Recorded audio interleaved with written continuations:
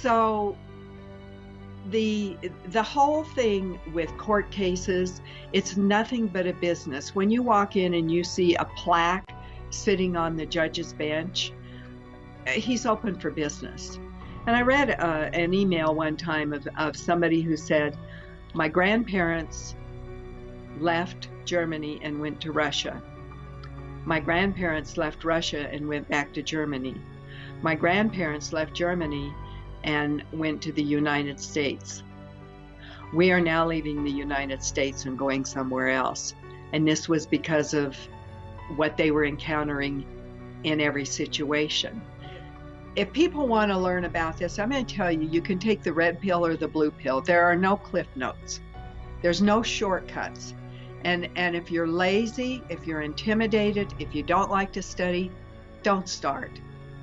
Well, that's right. And you know what? It was said during World War II by one of the leaders, never, never, never, ever give up.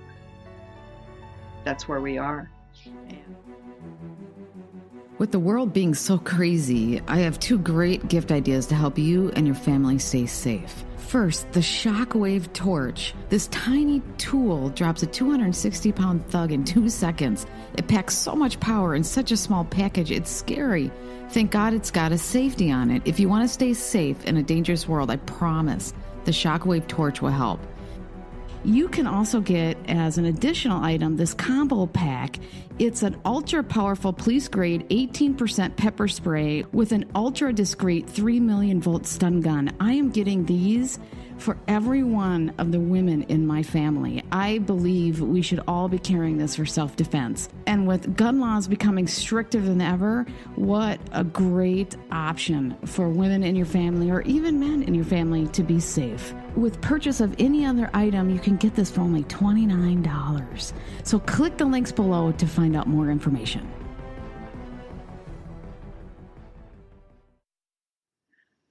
I was there for 4 months and sent to a halfway house. Now, there was a 3-year sentence. It was a hand slapping. In the term of points, if you do a murder, you have lots and lots of points on your record. Paul had 2 points. I think I had 4 points. So I ended up going to a halfway house. And you're supposed to go to the halfway house to ease your way back into society. And I'll tell you, it was halfway to hell. And I kind of knew this from talking to some women who had come back in and would tell me about their experiences. You're required to work and get a job, which I was able to do. And they give you $60 a week and they put the rest in an account. And as the account grows, they start putting a lot of pressure on people that will make some of them run. You're sent back to prison and the halfway house keeps the money that's in the account. Okay, so that's a whole racket in itself. Well, then I started noticing that Department of Corrections women that were supposed to be there like for 3 or 4 months had been there over a year. And I'm going, what the heck is going on here? I found out later that the halfway houses are paid more for the Department of Corrections women. So they had a deal going with the parole officer to keep the women there longer. Well, when I found this out, I said, okay. And I wrote an affidavit. Well, a couple of them knew every time somebody stubbed my toe, I'd sit down and write an affidavit. And those affidavits are your record of truth. They're your testimony. You're giving that affidavit, I'm old enough to state the facts, I have firsthand knowledge, and I'm competent, and this is the truth as far as my experience and knowledge is that it is the truth, okay? That's basically your deposition. Well, the other women that learned how to write an affidavit. I didn't write anything for anyone. No, you want to know how to tie your shoelaces? I will show you, but I won't tie your shoes for you. There were, I think there were a dozen women that left within a month. And they'd been there over a year. So, good for you. Yeah. Well, what happened then is the pressure was really on Lynn after that. And Lynn's a complete pain in the yeah. ass. Okay. So they were doing a lot of things to trip me up. I mean, if I had a late shift where I was working and got back home at 11 or 11:30, I'd find out that I was on the dishes crew and all the pots and pans for two halfway houses, the men and the women's, were there for me to wash, especially if I had to go back to work the next morning at 6 o'clock. I'm telling you, there were some days I don't know how I got through it, but I did. Okay. So, and I have to tell you, along the way, you do run into random kindness. And you take the city buses, you're in the halfway house. One morning I'm on my way, and I walked along from the main bus stop about 4 blocks to where I went to work. And I walked past a bus station, and there were always people out there, but I was across the street walking. Well, a homeless guy came up to me and he says, "Oh my goodness, you were," he was probably drunk. "Oh, you're a beautiful woman. I just have to give you a hug." And you can kind of hear this intake of breath across the street.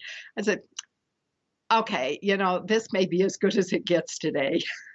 So I give him a hug, and he wants to keep talking. I said, "Listen, I'm going to be late to work, so you have a nice day." And I went on to work. And that was it. That was that. When I was sitting at the bus stop one night at 11 o'clock, and this is not in a good part of Denver, this black man about my age came and sat there like we were both sitting and waiting for the bus, and we just kept talking. And the bus finally came, and I said, "Well, aren't you getting on?" And he said, "No." He said, "I just wanted to sit here with you. You're not in a very good part of town." Oh, that was nice. So honestly, you do run into these kindnesses, and it's always humbling. Okay.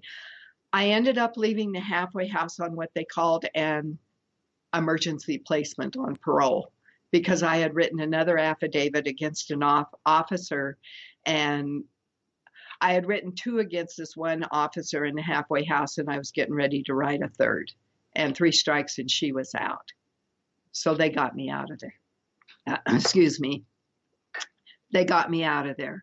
So after parole, we're done with Colorado. We come to Montana, and the whole time I keep studying. What I learned in studying in Colorado was that the federal court, I was going through the court rules one day online, and I never could find it again, but it said all funds from all courts in Colorado are sent to the federal court, and it's not called federal court, it's called the United States District Court of the District of Colorado. Okay. All funds are sent there weekly, and then they are sent to the Dallas Federal Reserve Bank. Sarah, that didn't make any sense to me, because there was a Federal Reserve Bank 10 blocks away from the federal court. But what they're doing is compartmentalizing everything. What I found later through all the research. So that the people who do the work don't understand. Right. And so all the court cases mean every court case has a bond written on it. There's an investor in that bond. And there's a mirror case. If your case is, say it's CR for criminal 005, the prosecutor's going to have a mirror case of that, and it may be CR 005A. And the reason for that is the prosecutor's going to act as the trustee and name the beneficiary to be the investors of the bond purchasers. Those who purchase the bond on the court case become the beneficiary. Okay. And they're doing an investment that you might make it to prison, and then they can make money on the flow of money that comes in for the prisoner. Right. And even if you don't go to prison, it'll be on the plea bargain. So it's on the plea bargain contract. Okay. So they are really incented to make sure they nail everybody to a certain degree. Absolutely. Okay. And they're trying to make money. They've turned the whole prison system in a way to make money off everybody. We have more people in prison in the United States of America than all the countries on the planet put together, because it's a money-making scheme. The scientists at LivePet are hard at work solving our cancer epidemic. They have the most promising cancer trials going on now with pet clinics around the country that I have ever seen. You can see the promising cancer research and trials going on some of the past shows that I've done. The links are below.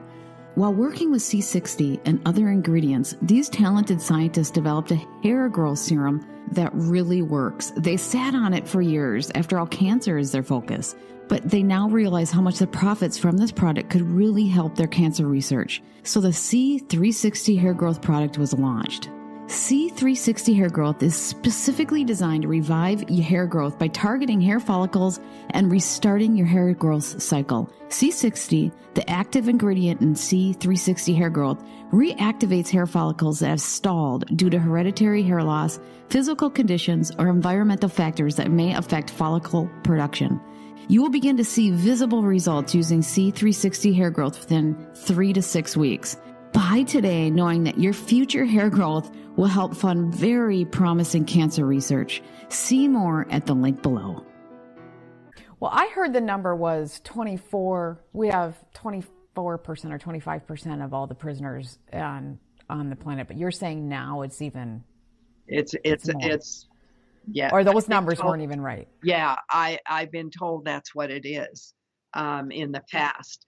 Now, what I also learned is from the Federal Reserve Bank in Dallas, between there and the Chicago Board of Trade, they're getting a CUSIP number assigned to these, and they're bundled together and called mortgage-backed securities. Okay, now that they have a CUSIP number, they can go into the international trades. So they're sold there in the money markets in the Board of Trade. There's a little irony to this, Sarah. I had a brother-in-law on the Board of Trade. I was told by that when I was a disgrace to the family. But he didn't realize that what he was doing? Is everything just so compartmentalized that they don't realize they're making money off prisoners and this whole thing? If you're on the board of directors of the Board of Trade, do you think you know a little more than the guy down on the floor? I would think so. I would think so too. And I'm not going to have that discussion with him. I just, that's a. There's a certain point where you don't get a defense of being ignorant. Right. And there's been a lot of there was a lot of rocky time in my family. It was 10 years before I met up with my siblings again. And I'll tell you, Sarah, one of my brothers, my older brother and his wife, asked me to come and stay with him when I had gone down there to see my folks. And they said, "Would you tell us what happened?" I said, "Okay." I didn't stop till their eyes glazed over, and that was after 5 hours of talking. But I'll tell you what, it was such a relief because finally the duct tape was off my mouth. I didn't have to tell anyone else in the family. It was just a relief to tell someone.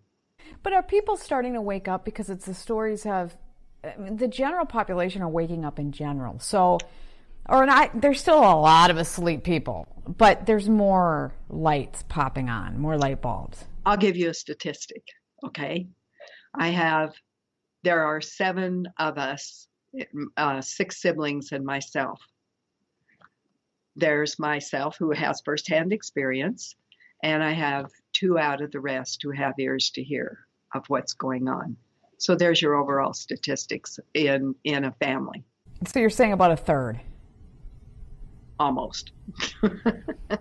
So it's not a good, it's a sampling of 1, so you got to take it for what it's worth, but it's probably, there's something to that. Yeah, and they say that critical mass is less than a third, so we can be hopeful that we're getting to critical mass, as far as people waking up and understanding what's going on.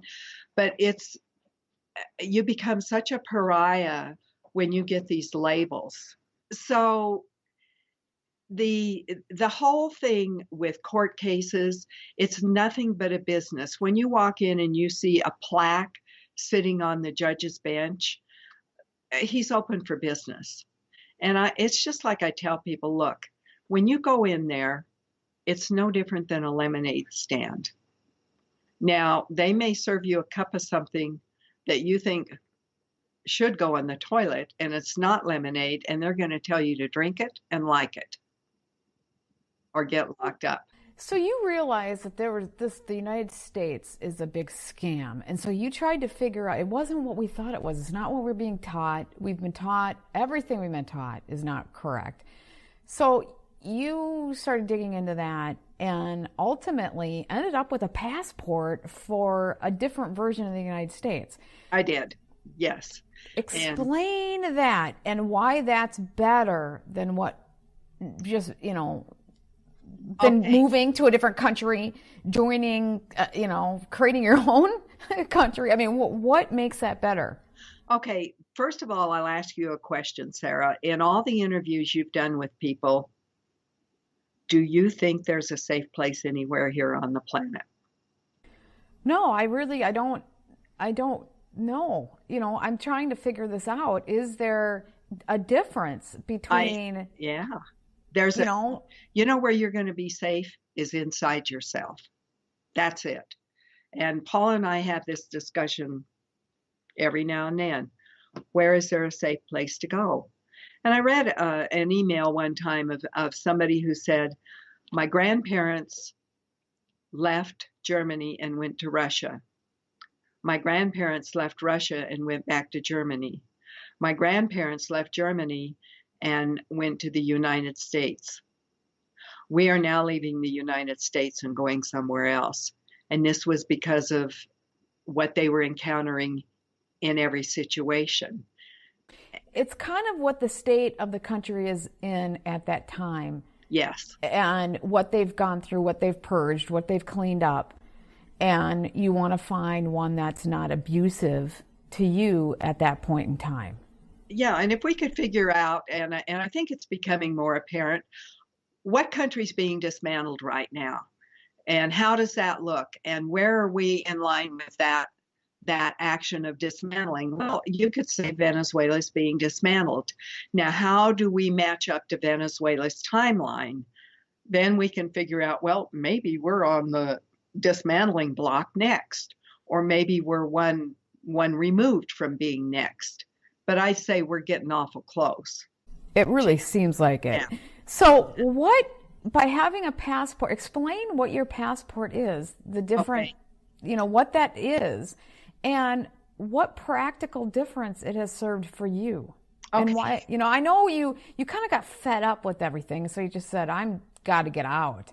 Yeah. But well, here's what they say with the government of the United States of America is based on the Articles of Confederation. Now, the Articles of Confederation is what was running the United States, and they were to be amended. And when that amendment Congress got together, they did not amend the Articles of Confederation. They set those on a shelf and they created their own constitution that made the United States a corporation. But what was it before? Because everything on the planet is a form of corporation. Oh, we were just a plantation. And basically that's all we are now. So it's a corporation. Now at the time, there's some writings that would indicate that George Washington was offered, would you like to be, he was part of the Virginia Company, and the Virginia Company was the underlying corporation that was being set up with the King of England, to manage this company. So would you like to be King George, or would you rather be President George? Okay. So this is all backroom stuff as usual, and it's not the stuff that we were taught in school and, in history and everything else. So the United States, what this group of researchers found was the Articles of Confederation were still sitting there. They were still active, and the United States of America, and I'm going to say capital T, the capital U United, capital S States of capital A America. That's the way it's styled, okay? Was still sitting there. What they did is they took the articles out. They had an assembly and they amended the articles. And Who are they? It is a group of researchers that came together as an assembly, as a national union with a social compact to one another to be part of the United States of America. And when did this happen? They started in about 2010, probably about 2012. And what precipitated it is one of the members was doing a survey on his own property. And when he did the survey, he wanted to be complete with it. So he kept expanding the description. You know how you would say, well, I'm in this lot in the county of, in the state of, in the country of. That's what he was doing. But the way he did his survey, it ended up, he went 12 miles out from the shores of the present. What he didn't realize was the present survey of the United States, and his survey is the underlying survey for the government of the United States of America, 1781 we'll call it, which designates under the Articles of Confederation. So other people have started learning about that and joining the National Assembly. Now, here's something very important. Under the United States, which is where I was, where you are, did you ever take an oath to your country? No, you're just born. Right. When you were the age of 18, you should have taken an oath to the country, but we were never told to do that. And even when the guys go into the military and take an oath, they're taking an oath to a constitution, not to a country. Their oath is to defend and uphold the Constitution. Okay, so this group under the United States of America, 1781, has a social compact agreement to each other. You know, we're taking an agreement with each other that we agree to be together under the government of the United States of America. We have a social compact with each other. We're taking an oath to the country under the United States of America. Now, because you use the original Articles of Confederation, and because some of the land is actually an asset of that, does your group, the United States of America, have a lot of assets that we could reclaim, or that group could reclaim? If you make a claim, you can do that. And what some people are doing also is claiming their children, because you see the horrific things that are going on with what's named Child Protective Services. It is not protective at all. And you've touched on that with Jimmy Boots. You've touched on it with other people. Okay. And it's a horrific way of dismantling families and pulling kids. A lot of kids end up being trafficked. Well, I know that over 50% of the kids in the system are sexually abused, and they're more of a likelihood to be sexually abused in the system than out of the system. I do think there are success stories where incredibly abused children get out of horrible homes and are put into foster care systems that are much better, or foster care families. But that's not, unfortunately, not the norm. I mean, it's not a statistic that we should be proud of, how often that happens. Right. And when you have whistleblowers on that, you see what happens to the whistleblower that you've interviewed several times, you know, and now you see what happens. So when you can do a resident declaration, and I just want to pick up some documents here so they're I, So you actually then we're going to talk about you created you got a passport for the United States of America. well, that And comes later, Sarah. So okay, I want so to talk about you go take it on. yeah, Okay. yeah. So I want to talk about some of the steps here, and the first thing that you do is you're going to do a resident declaration. What are the requirements to do that? A birth certificate that verifies your resident alien status in the district that you claim to be in now. Okay, so in other words, the birth certificate that you had, that you were given. A driver's license ID or a scripture record or an affidavit of identity if you don't have those documents. In other words, your affidavit, once again, is your sworn testimony. Okay, and then you can either have a background check, or you can sign a verification of good standing and just say, I state that I declare that I am in good standing. And then what you do after that is you go in and you find your location on Google Maps. There's a something called the NAC code, and I'm sorry, it's NAC, and I don't have the what that acronym stands for in front of me, but it gives you an alternative address to the street address that you have.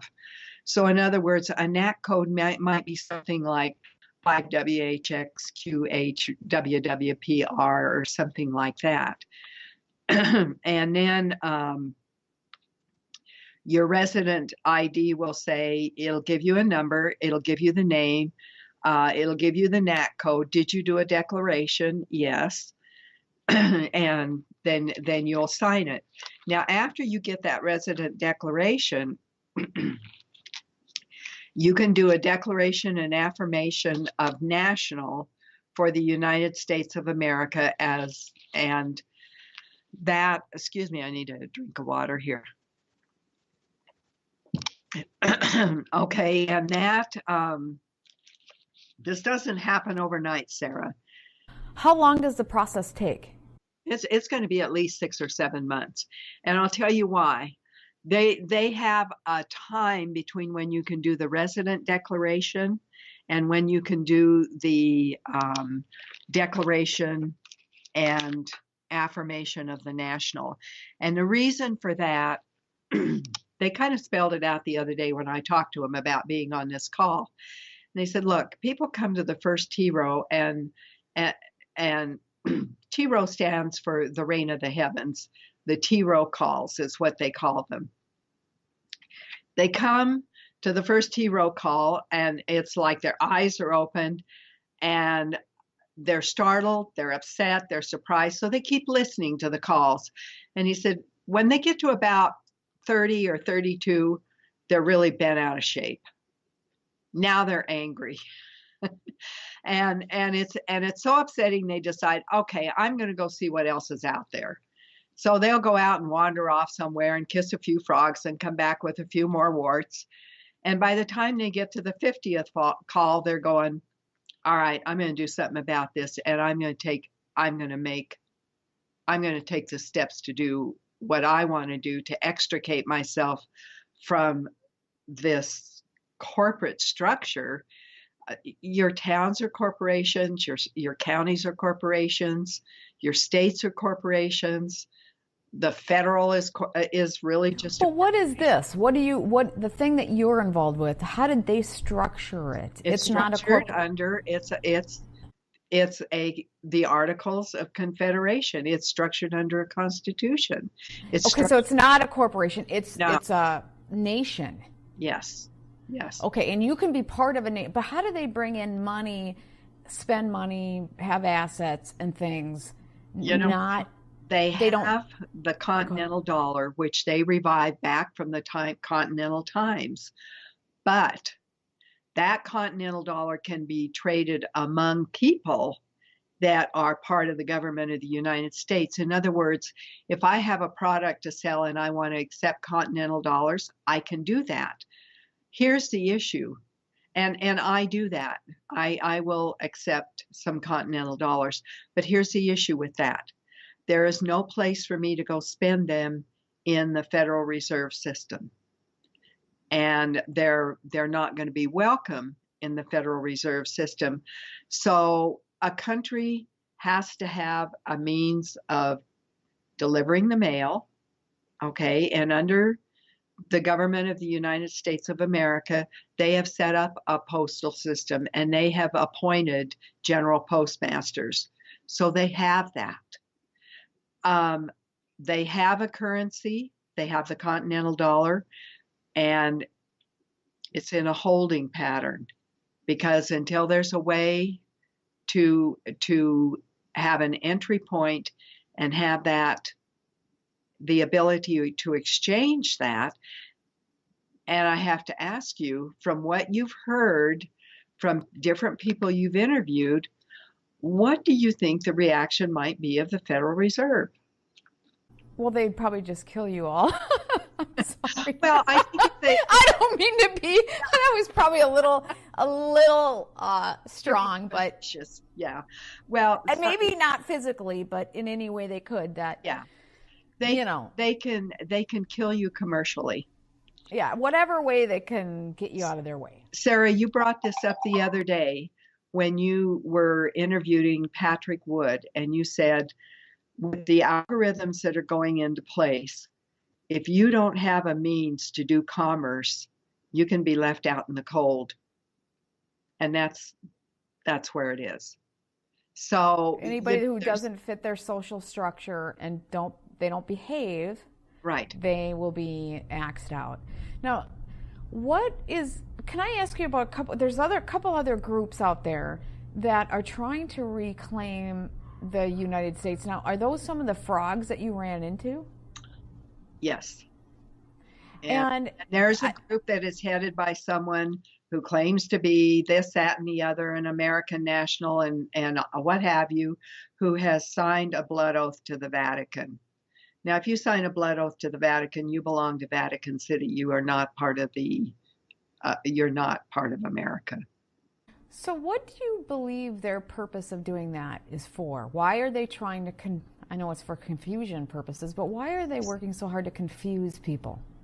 Because if you get people, one of the things I learned is when everybody tells you to look over here to the left, you better look to the right to see what's going on. And so when people are so focused over here in one thing, they're missing what's going on over here. And so lots of things out there are disinfo. I'm not saying everything out there is, because there's some good things that are happening out there. But there are also, what I found in using processes and using things in my own situation, you might get 95% of the truth.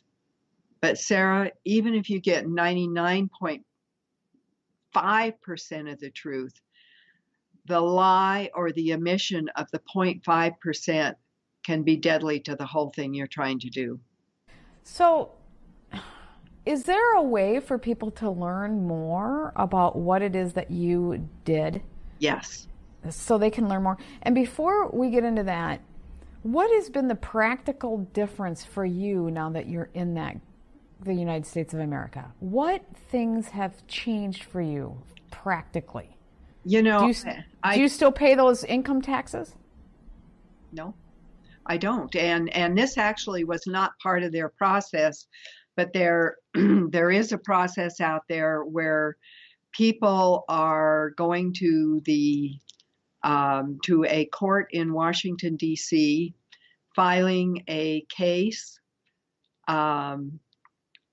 against the commissioner of the IRS. And then the grounds for the case is that there were never notices of deficiency issued by the IRS. And when I gave you that example about Paul and I, there was never a notice of deficiency. They will go into the county and put in a notice of lien. A notice is a notice. It's not the lien.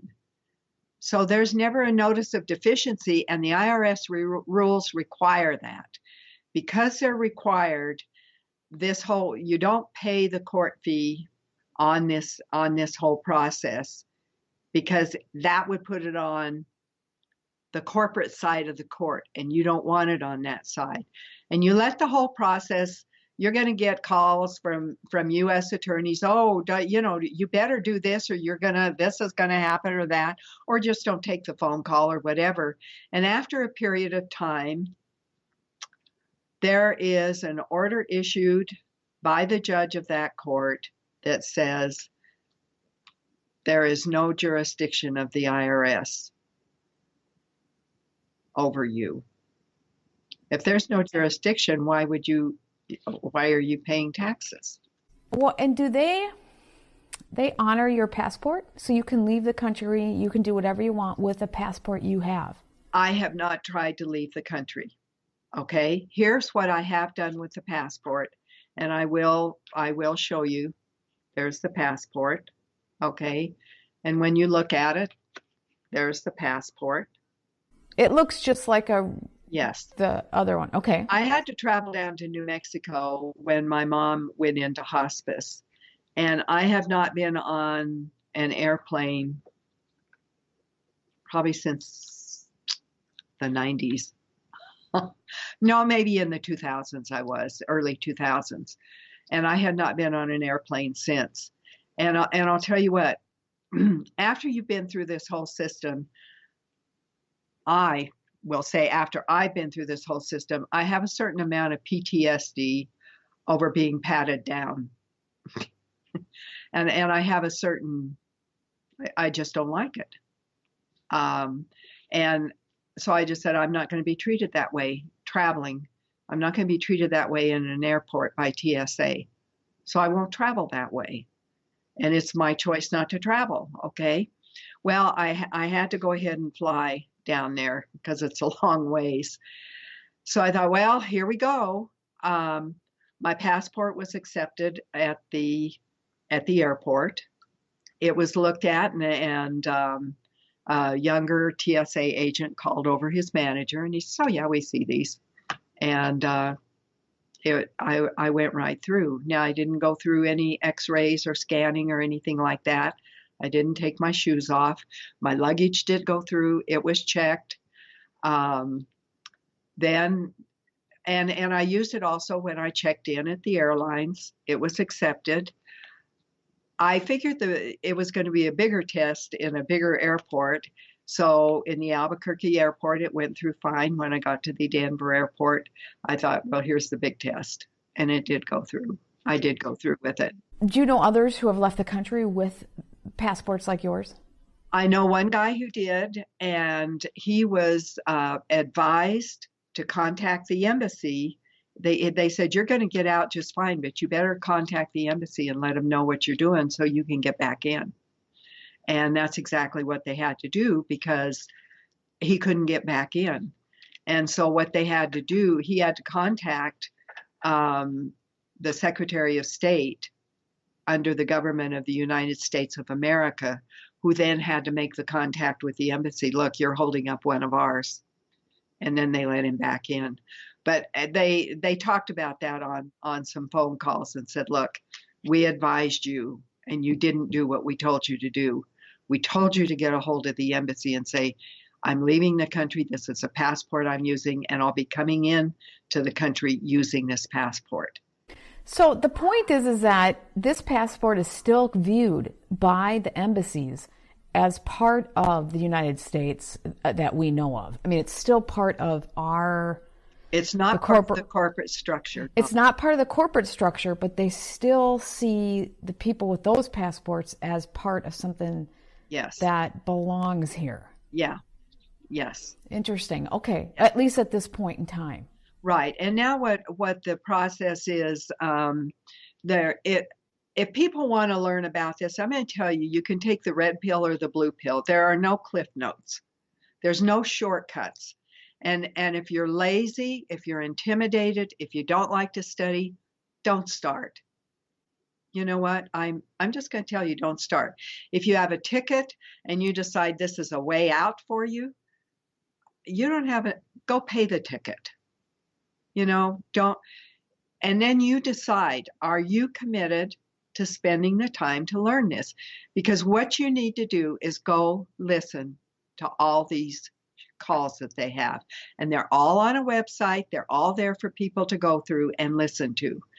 And have you done any research on what David Williams, Prime Minister, because I've been talking to him as well, and he claims that people that go through this process, a lot of times, like you said, you meet frogs and all this stuff, and he claims that he's never had anyone go to jail or that he's helped. He's really kept people out of problems. Have you ever researched his stuff? I have not researched his, and it didn't come across when I was doing research on other things. He seems legit too to me. His is a different, he has his own, he's a prime minister of his own country, and he's setting it up differently versus being the United States of America. A lot of people, both ways, I think, have value to different people, right? He has this whole educational program as well. And I just don't know. If you're really serious about it, you probably want to look at multiple sources. Is it free, the education system that? Absolutely. Now let me say this. Okay. All the calls are free, and all the information you would ever want is in those calls. And here's a call they had recently on contracts. There's 7 aspects to a contract to be a valid contract.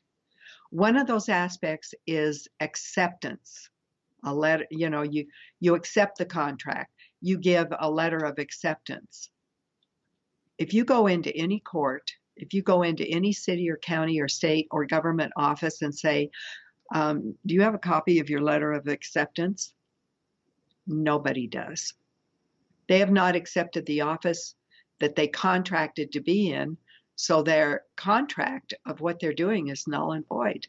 Because nobody understands it. They don't understand what it's they're part of. deliberately not taught. So now, not charging means that you don't even have help either. So all those resources are free, but is there just a nice community of people that help each other? I mean, how do you? Well, there are calls. There are what they call the assembly calls, and okay. Let me see. I'll get those numbers for you. It's a Zoom. It's in a Zoom room, and there's a Monday night call, and the Zoom room to the National Assembly is, and I'm sorry, there's a couple different ones. I believe it's 778. Okay, this is the Tuesday night call.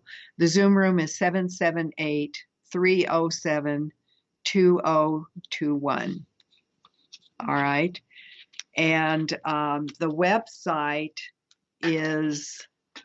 there are several websites. You can go to, let me get to that page here. And the website for the T-roll calls is https://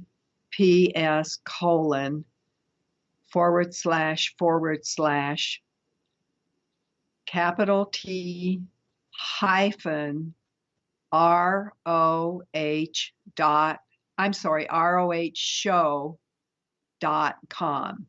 And I'll put that up here too, so people can see it visually. T-ROHshow.com. And that's where they can access all the calls. There's a terrific amount of information there. And what I'll tell you, Sarah, if they come out and say something, they are going to show you where they found it. They're going to show you the definition of it. And it's not going to be, well, we heard from this guy.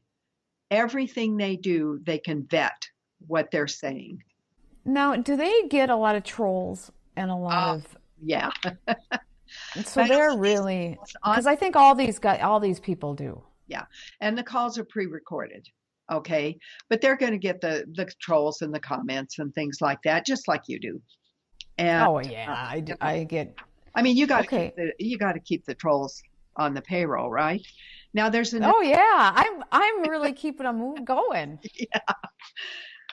And you know what? Just an aside here, I really appreciate what you do because you're really Thank you. bringing a lot of information to the forefront, and I really applaud you for that. It's a Sarah. labor of love, and sometimes it's really hard. I gotta I tell know, you, I but I'm just going know. for it, and You're sitting there, and I'm sitting there listening to you, going, "Oh my gosh, this is so hard." it is. So, Sometimes I Chris, shut down a little bit, and that's when you don't see as many shows coming out. It's just because sometimes I just can't. But I keep going. It's important, and I think the most important thing is that we keep looking for solutions because that's what's going to keep us going. It's, we realizing that there's a lot of bad stuff, but there's a lot of beautiful people around us, and these beautiful people around us, that's what keeps me going is let's try to make a better place for them. And let's keep trying to find solutions because what else do we have? well, that's right. And you know what? It was said during World War II by one of the leaders, never, never, never, ever give up. That's where we are. And I want to give you another website. It's https:// and all small letters run together. The United States of America 1781.com. And there's a ton of information on that. Did you know that it doesn't matter if certain letters are capitalized because they just ignore it? Yeah. But just so people know, because I always capitalize on purpose when I put websites up to make it more obvious that they're words. And so when you see that, and they're going to see this here, don't worry about it because they just ignore the capital. But keep going. Okay, good. So those are two really good websites to go to, and they will direct you to other websites, such as the website for the Continental Public Bank, where you can see what goes on with the Continental Dollar and the Continental Bank. Okay, so those are just a few things that you might look into. And then the states are starting to populate. And by that, I mean, if there's a group of people in a state under the United States of America, they can now organize their states. And what has happened is the state constitutions have been parked, just like the Articles of Confederation were parked. And everything has been taken out of those as statutes and codes. Now, when you were a kid, didn't people used to talk in secret codes? And that's what they're doing. That's what they're doing. And the other thing with the statutes and codes, they are copywritten. So you can't go into a court and use those without breaking into somebody's copyright. How many people are joining this? What kind of numbers are you talking about at this point? The states are populated sometimes with a handful, sometimes with a few dozen, and they're just saying, let's get on with it. So it's just growing. Is it growing faster every year? It's growing. I wouldn't say it's growing faster. And I'll tell you what, I think people have to live their lives. Some people are afraid. Some people are lazy. Some people are overwhelmed by the information. So my hat is off to anybody who engages in this and says, I'm going to do something with it. Once the states are populated, they can set up their Department of Transportation. They can issue their driver's license. Now, in the meantime, there's a National Assembly if your state isn't populated, which is in my case. I can get the international driver's license. Now, these separate things are not free. You're going to pay for the documentation. You're not going to pay for the lessons that are taught in the T-roll calls. That is all free. How expensive is it? Like if you wanted to get a full-blown deal? If you wanted to get the full-blown deal and everything that's involved, I think it's going to be a little over $800. Okay, well, that makes sense. I mean, you have to, and that's about what I think David Williams is around that, maybe a couple $100 more, but then he also helps you and stuff. Because the reality is it just costs money to do this. But nobody's really making a ton of money. This is really a labor of love. I mean, this isn't just... That's a peanuts to spend to make sure you're doing. How much you spend on a university class? I mean, $3,500 minimum. To just go to a state university for one class. So I don't see how this could be even. If you're really serious, it's worth the investment to really dive into some of this stuff. Right. Well, I appreciate you so much for coming on and sharing your story. It was absolutely fascinating. And I think there's a lot of people out there who have had trauma, like you, and then you started to fight back and then realized you're way over your head. And then you really start learning. And then it's a lifelong of learning what the hell is going on, which is what I'm doing right now. Exactly. And, you're bringing so much knowledge to people. We're lucky that people like you, people like Dave Janda, people like William Mount, people like Lynette Zhang, people like Aaron Scott. There's lots of people out there, Dustin Nemos, bringing a lot of information to people. And you're lucky you can turn off the TV, come to your computer and learn something. And what I'll say is, I watched a young man who was military, and he said, look, I was in the military and I'm a felon, and you don't have to listen to me, but here's what I'm going to tell you. You're all mind controlled. Well, I suppose all of us are, even if we think we're free or even if we think we're aware, where there's still more to be aware about. I had Max Egan on, and I asked him, what does it mean to be aware? And, that question is always going to be, you're never going to be totally aware. If some people think they have it figured out, that's BS. Nobody has it totally figured out. I'm sorry, because every time I peel that onion, there's another onion layer. And, it keeps going. So I appreciate you. And will you stick around for my Patrons quick? You bet I will. Thank you. Thank you, Sarah. Have you heard about plasma energy and all the amazing healing potential it has? Many have experienced how plasma energy can help your body. Recent university tests have shown the effectiveness of balancing plasma energy and putting your body back into biological balance. Tests have shown success in lab animals and human beings by altering conditions of cancer, AIDS, diabetes, malaria, Ebola, E. coli, high blood pressure, brain issues in adults and children, and many other imbalances in the body. Learn more from Dr. Paul and researcher Lynn Schmaltz and how they are using plasma energy to help people heal. See the link below.